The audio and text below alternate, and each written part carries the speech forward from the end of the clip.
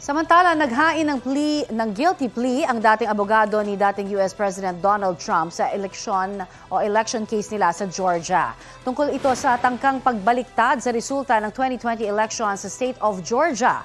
Umamin si Jenna Ellis na kasabwat siya sa paggawa ng mga peking kasulatan at pahayag kaugnay sa eleksyon.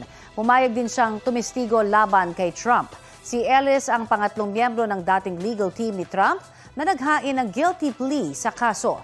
Sabi ni Trump na nasa New York para sa kanyang fraud case, wala siyang alam tungkol sa plea deal ni Jenna Ellis. Iginiit din niyang inosente siya. Sa paglilitis naman ng kasong fraud, tumestigo ang dating abogado at fixer ni Trump na si Michael Cohen.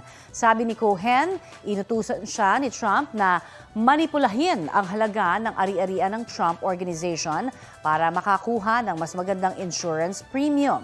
Hindi naman daw nababahala si Trump sa testimonya ni Cohen. Nanindigan din ang dating US President na wala silang maling ginawa.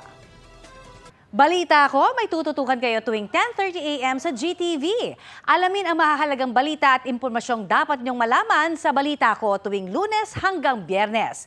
Mag-subscribe din sa GMA Integrated News sa YouTube.